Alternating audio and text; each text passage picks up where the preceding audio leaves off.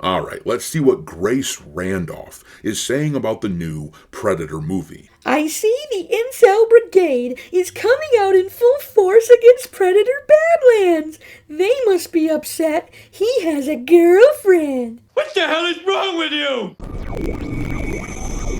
What's up, space pirates? This is your Admiral, the tantalizingly taboo Dr. Disaster, and I am being dragged to the theaters this weekend to see Predator Badlands by a brother of mine who used to watch the original movies with me all the time, and as much as I want to hang out with him, the prospect of watching a Disney-fied Predator film has me thinking, Oh, shit! I have been seeing all kinds of headlines like this about this upcoming movie. Ellie Fanning is a lovable robot BFF to the sweetest Predator yet in a deft, disarmingly kind-hearted franchise entry. Holy shit. I really can't believe they're actually doing it, but it sounds like they have utterly feminized this franchise. The famous films with the likes of Arnold Schwarzenegger and Danny Glover violently slugging it out with merciless aliens is being transformed into a chick film, and it just ain't gonna work. Though, it is amusing to think about how a feminized version of the Predator will lead to an extra layer of meaning when they say something like, "If it bleeds, we can kill it." So once a month, you will definitely learn that you can kill Disney's version of the Predator. But all joking aside, the shills like Grace Randolph have come out to defend this movie in the most asinine, degenerate ways possible, acting like her very career depends on whether or not she's the biggest Disney cheerleader, which is probably not too far from the truth. She just loves the fact that there's some kind of romance going on between the main character Predator in this movie and the robot on its back. But speaking as a dude, I'm telling you right now, I don't want that shit at all, and this just speaks to a primary difference between men and women.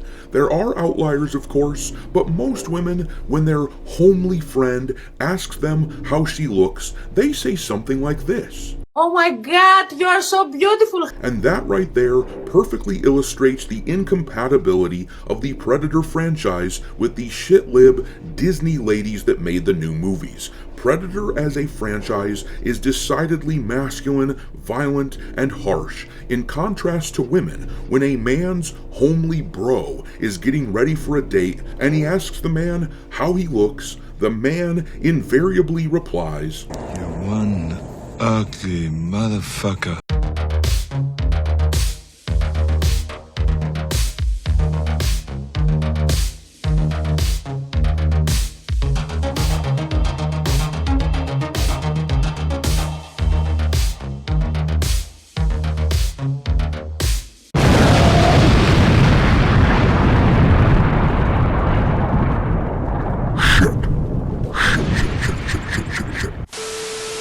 Alright, me hearties, make sure that you hit the like button on this video, share it with your friends, and subscribe to the channel if you haven't already. I've had a lot of people tell me that they have been unwillingly unsubscribed to the channel, so make sure you check on that, and also, don't forget to follow me over on X, where my handle is Dr. Disaster 1, and if you want to help keep the lights on, consider becoming a member of the channel for as little as $5 per month. But let's look at this Predator movie and see what these movie critics are saying about it.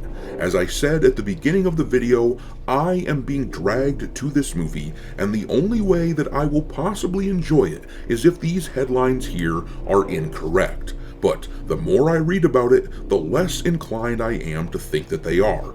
This article is from Hollywood Reporter. Let's read a little bit of it so I can show you what I mean. It says here, in the new film Predator Badlands, a young predator monster, Deck, is bullied by his domineering father for being too small and weak, learns important lessons about the value of sensitivity, and meets two feisty women, one a robot, the other an alien, who will become his besties for life. He might as well audition for the school musical or move to New York City at the end. That's the joke a friend and I made as we walked out of Dan Trachtenberg's surprisingly surprisingly soft-hearted addition to the Predator canon, a movie that pushes its franchise mythology in a decidedly sweet direction. Some viewers might miss the macho brutality of Predator's past, but Deck's adventures in self-confidence and chosen family may well satisfy plenty of others. This Predator is queer, and we should say it.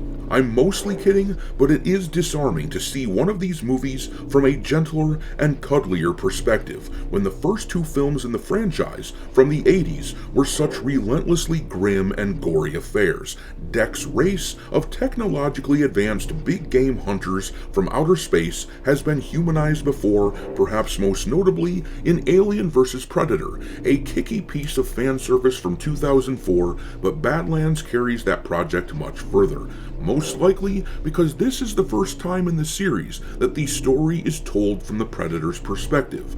Audiences couldn't really be asked to peer over the shoulder of a remorseless killing machine for 107 minutes. Well, actually, I would argue that yes, they could. If this movie were actually made for men, the target audience, or what should be the target audience, because they actually give a shit about Predator, but if it were made for them, then they would absolutely let us watch a relentless killer for 107 minutes. Years ago, when the movie Freddy vs. Jason was coming out, I joked with this same brother of mine that I'm going to this Predator movie with that I hope the movie is just 2 hours of Freddy and Jason beating the shit out of each other the whole time. Maybe they can pause for a minute or two to wipe out an innocent bystander, and I made that same joke with Alien vs. Predator, though, to be honest, it wasn't really a joke, it's just the truth. That level of violence is typically supremely entertaining to the masculine fans of these sorts of franchises, but modern mainstream media is made up of a bunch of squishy little shits who want artsy-fartsy crap in every movie they watch, no matter the genre, which is why they have rated this movie, Predator Badlands, an 89% as of the time of this recording over on Rotten Tomatoes. They love this movie, which tells me that maybe I should be worried that it's going to suck. I mean, after all, look at the order of the Predator films on Rotten Tomatoes and how they rank them. The same sorts of people who gave Badlands an 89% score, the same sort of people gave the original Predator, one of my favorite all-time movies, which I would argue is basically flawless, they gave it a much lower score than Badlands. And the story for that original movie is great. The characterization and acting were superb. The action was incredible. I have said it before tons of times, but if you look at this genre of film, then the original Predator is basically the quintessential example of how to make a movie like this. But look at this crap here. They give the original Predator movie a freaking 65%. Meaning that they didn't think it was that great. And Predator 2 with Danny Glover, which I will admit was not as good as the first film, but still, it is pretty damned watchable. If you liked the original, that movie at least scratches the itch. Anyhow, they gave that movie a 36% score. So, when it comes to the Predator franchise, I don't think I feel inclined to particularly trust these so-called movie critics. These critics have gatekept and chased out anyone who is not a raging feminist. And sadly, Disney and Hollywood in general no longer makes films for people who actually like Predator. Now, they make films for these movie critic types. And that brings me to Grace fricking Randolph, the biggest shill in the entire industry, who oozes toxic positivity out of every pore. The only Disney movie that she likes better than the one that just released is the next Disney movie that comes out. But here she is writing, Predator Badlands. Oh, wow. Sequel. Review tomorrow. Loved it. and then proving that she is more interested in shitting all over something that the chuds love rather than actually seeing the movie have any sort of fidelity toward the source material. She wrote, I see the Incel Brigade is coming out in full force against Predator Badlands. They must be upset he has a girlfriend. It must feel like shit deep down to be so bought and paid for by a soulless corporation like Disney. I have to imagine that is where all the snarkiness comes from. She just can't understand why people don't like all of these movies that she is paid to love, and it pisses her off that she can't persuade us to agree, so she lashes out. She wrote here then, "It is blowing my mind anyone has a problem with a potential romance between a predator and a synthetic when not one Marvel fan complained about Wanda and Vision in the comics or the movies. But then again, it wasn't popular to be a hater then." My dude, you are simply proving that you are not a fan of the franchise and you do not understand it. It is not the fact that there is supposedly a romance between a predator and a robot that is tripping people up, though it is weird and kind of stupid, but no, the problem is the fact that there is a romance at all in this story.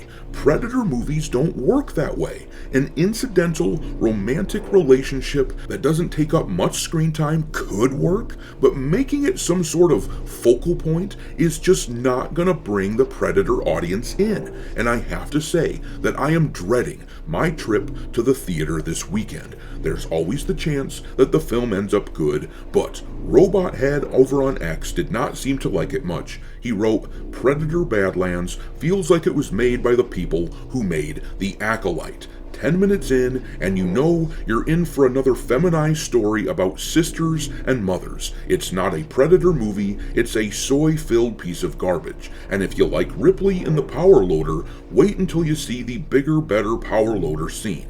Anyways, hopefully my eyes don't roll back into my head so far that they get stuck that way when I'm watching this movie. Wish me luck, people. But anyways, I'm gonna leave it there. Do you think Badlands will be any good? Drop your thoughts on this movie into the comment section below, and we will talk there.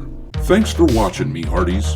If you haven't already, your Admiral is inviting you to subscribe to the channel and become a part of the crew. Life as a space pirate may not be glamorous, but there's always plenty of booty.